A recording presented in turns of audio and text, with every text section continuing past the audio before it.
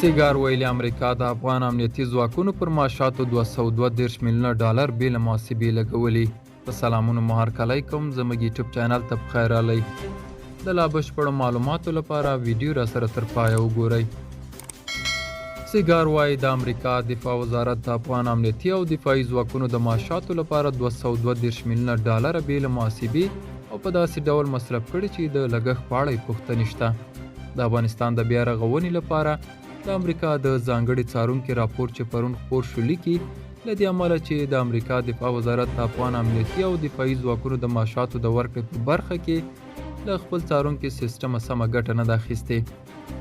اوس دا اداره د دې توان نه لري چې معلومه کړي چې دا میلیونونه ډالر چیرته مصرف شوي دي. داسې مهال چې سیګار له دې وړاندې په خپلو راپورونو کې د جمهوري نظام پر مهال د افغان امنیتي او دفاعي ځواکونو په لیکو کې د خیالي سرتیرو او پولیسو په اړه لیکلي وو، خو دا اداره خپل یو نوی راپور کې چې پرون خپور شو دې ځواکونو ته د معاشونو په ورکړه کې د فساد خبره کوي. سیګار وایي د امریکا دفاع وزارت په دوامداره ډول د افغان کارکونکو معاشات په سیستم کې له محاسبې پرته ورکړي او دا پیسې غیر مسؤل کسانو ترلاسه کړي دي. سیګار ویلي د افغان امنیتي ځواکونو معاشات چې پرته له سیستم ورکول شوي دي فساد پکې شتون لري.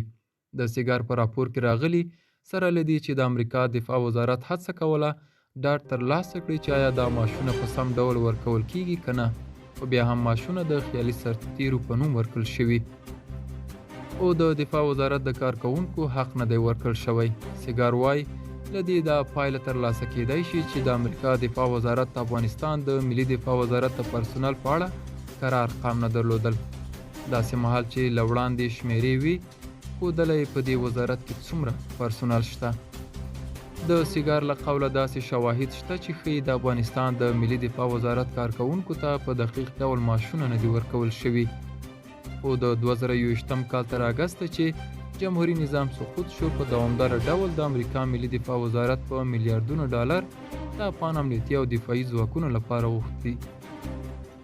سیګار په خپل راپور کې لیکي د امریکا دفاع وزارت پر دې هم اعتراف کړی چې د افغانستان د وخت د مالیې وزارت بودیجه بې له دې چې په ارقامو کې بدلون راولي او د دوی له اجازې او یا هم حضور پرته په داسې ډول چې د منلو نه وه نهایي کړې ده.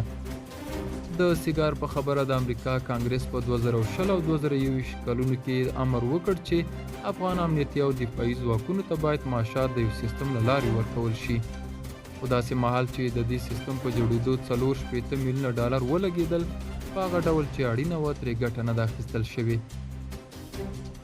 د سیګار د راپور له مخې د 2019 کال له اکتوبر څخه تر 2021 کال تر اګسته د افغان ملي دفاعي او امنیتي ځواکونو تر نسکورېدو پورې د متحده ایالاتو د افغان ځواکونو د ملاتړ لپاره هر کال 3 میلیارډ ډالرو څخه زیاتې پیسې لګولې. دا و زموږ نننۍ چمتو شوی ویډیو. تر بیا ښه وخت، ښې چارې.